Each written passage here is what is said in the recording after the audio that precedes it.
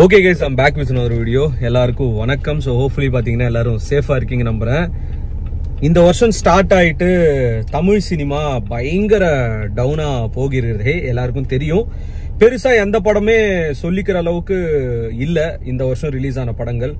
லாஸ்டா விஜய் ஆண்டனி அவர்கள் இந்த ரோமியோ படம் ஓரளவுக்கு டீசெண்டா இருந்தது. பட் ஒரு கமர்ஷியலா பிளாக் பஸ்டராவோ ஒரு ஸ்டோரி வைஸ் பிளாக் பஸ்டராவோ தமிழ்ல இப்போ வரைக்குமே எந்த படமே வரலன்னு சொல்லிட்டு தான் மொத்த தமிழ் சினிமா ஃபேன்ஸும் பயங்கர காண்டா இருந்தாங்க, இன்க்ளூடிங் மீ. தியேட்டர் போறதுக்கே கடுப்பா இருந்துச்சு.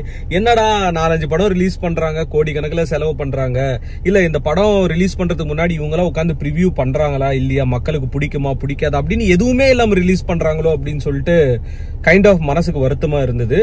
அந்த வகையில இன்னைக்கு ரிலீஸ் ஆன படம் அரண்மனை 4வது பார்ட். சோ ஒரு பார்ட்டோட இது நிக்கும்னு பார்த்தா 2வது 3வது 4வதே பாத்தீங்கன்னா ரிலீஸ் பண்ணிட்டு இருக்காங்க ஆஃப்டர் லாங் டைம்.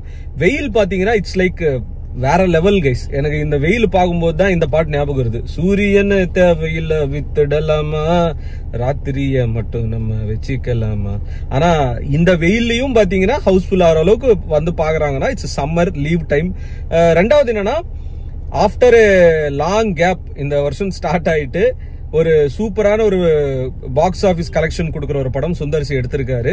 அதுக்கு அந்த டீமுக்கு நான் ஃபர்ஸ்ட் ஆஃப் ஆல் கங்க்ராட்ஸ் கொடுக்குறேன். ப்ரோ படம் எப்படி இருக்கு, வளவலன்னு பேசாத ப்ரோ, டக்குன்னு சொன்னா நாங்களும் போய் பார்ப்போம் அப்படின்னா அரண்மனை 4 ஸ்டோரி வைஸ் ப்ரோ 1, 2, 3 மாதிரி தான் ஸ்டோரி இருக்கா, ஏதாவது கொஞ்சம் டிஃபரன்ஷியேட் பண்ணிருக்காங்களான்னு கேட்டா செகண்ட் ஹாஃப் பைசா வசூல்னு சொல்லலாம். எனக்கு ஃபர்ஸ்ட் ஹாஃப் விட செகண்ட் ஹாஃப் உண்மையாவே ரொம்ப எங்கேஜிங்காவும் சூப்பரா இருந்தது. 2வது என்னன்னா பிரம்மாண்டமான செலவு பண்ணிருக்காரு சுந்தர்சி.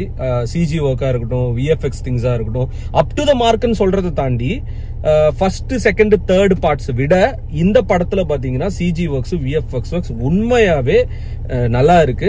ஜம்ப் ஸ்கேரான ஷார்ட்ஸா இருக்கா, இந்த பேய் வர்றது டக்குன்னு பயப்படுறதுன்னா கண்டிப்பா பேய் படம்னா அதெல்லாம் இருக்கும். தமிழ்ல ஒரு பேய் படம் வருதுன்னா ஆப்வியஸ்லி கொஞ்சம் காமெடியா எடுத்து வைப்பாங்க. இந்த அரண்மனை எல்லாமே பாத்தீங்கன்னா ஹிட்டான மெயின் ரீசனே காமெடி நல்லா ஒர்க் அவுட் ஆயிருக்கும். இந்த பேய் காமெடி, அதுக்கப்புறம் இவர் நம்ம யோகி பாபு இவங்கெல்லாம் பாத்தீங்கன்னா இந்த படத்துல மெயினா வச்சிருக்காங்க. யோகி பாபு காமெடி உண்மையா நல்லா இருக்கு. 2-3 சீக்வன்ஸ் இருக்கு காமெடி. அதை நான் கொஞ்சம் சொன்னா என்னன்னா கைண்ட் ஆஃப் ஸ்பாயிலர் ஆயிடும் தேவையில்லாம நம்ம சொல்லிட்டு அது நீங்க ப்ரோ ஏன் ப்ரோ ரிவீல் பண்ணிட்டீங்கன்னா தியேட்டர்ல போய் பார்த்துப்பா அப்படின்னு சொல்லிட்டு.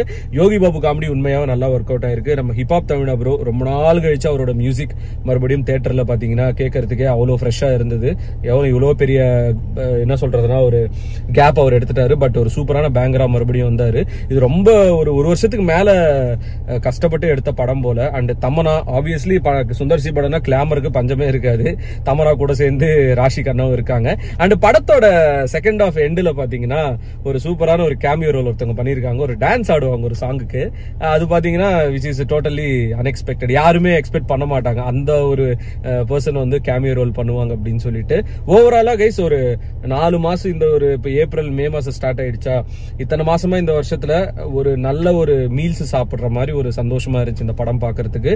அப் டு த மார்க் வேற லெவல். இதுதான் பிளாக் பஸ்டர் அப்படின்னு நான் சொல்ல வரல. பட் நீங்க கொடுக்குற காசுக்கு வர்த்தான படம், போயிட்டு ஜாலியா ஃபேமிலியோட சிரிச்சுட்டே நீங்க வரலாம். ஃபர்ஸ்ட் ஹாஃப் என்னன்னா ஒரு என்ன சொல்றது ஒரு half an hour 40 minutes கிட்ட கொஞ்சம் பிரெடிக்டபிளா ஓகே அடுத்தது இதான் நடக்க போகுது அப்படின்னு சொல்லிட்டு தான் படம் பார்த்தேன்.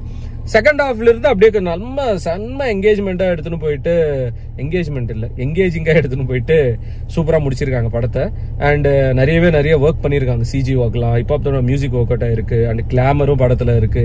தமனாவும் ராஷிகனா டான்ஸ் நம்ம சொல்லவே தேவையில்ல. அவனா தமனா இதுல தூக்கி போட்டு அடிக்கிறாங்க. அந்த சீன்லாம் நீங்க பார்க்கும்போது தான் செம்ம ஒரு ஃபன்னா இருக்கும். அண்ட் யோகி பாபு காமெடியும் ஒர்க் அவுட் ஆயிருக்கு. It's completely family entertainment, commercial family entertainer. படத்தை தியேட்டர்ல போய் பாருங்க. நான் இப்ப கூட அதுதான் நான் சொல்லிட்டு முடிக்கிறேன். It's not like completely blockbuster ஆஹா ஓஹோ நான் சொல்லல. பட் ஒரு ஃபுல் மீல் சாப்பிட்ட ஒரு சந்தோஷம் கொடுக்கற ஒரு 200 ரூபாய்க்கோ 150 ரூபாய்க்கோ ஒரு வர்த்தான ஒரு படம்.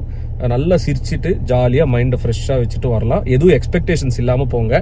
ஐ திங்க் தமிழ் சினிமா மறுபடியும் அதோட ட்ராக் உள்ள வந்திருக்கு. சுந்தர்சி அதுக்கு ஒரு புள்ளையார் சூரி போட்டிருக்காருன்னு தான் நான் சொல்லுவேன். ஹோப்ஃபுல்லி அடுத்தடுத்த படங்களும் நல்லா இருக்கணும்னு சொல்லிட்டு வேண்டிக்கிட்டு இந்த ரிவ்யூ பாத்தீங்கன்னா இதோட நான் கட் பண்ணிக்கிறேன். அரண்மனை 4 இன்னும் எனக்கு தெரிஞ்ச அரண்மனை 10 வரைக்கும் கூட போலான்னு நினைக்கிறேன். இந்த மாதிரி அரண்மனை 4ல வந்து சில ஸ்டோரி லைன் மாதிரி எடுக்கிறாரு அப்படின்னா கொஞ்சம் டிஃபரெண்டா யோசிச்சு இன்னும் 4-5 பார்ட் கூட தாராளமா எடுக்கலாம், தப்பே கிடையாது. இதோட உங்களை அடுத்த வீடியோல சந்திக்கிறேன் கைஸ். நாளைக்கு நம்ம இன்ஸ்டாகிராம் ஃபாலோ பண்ணி வைங்க. ஈவினிங் ஒரு சூப்பரான ஒரு சாங் வருது. இண்டிபெண்டன்டான்னு கேட்டீங்கன்னா நாளைக்கு ஈவினிங் நீங்க பாப்பீங்க ஒரு 5:30 இல்ல 6 o'clock. நான் எப்பவுமே பண்ணாதது ட்ரை பண்ணாத ஒரு விஷயம் பாத்தீங்கன்னா ட்ரை பண்ணிருக்கேன்.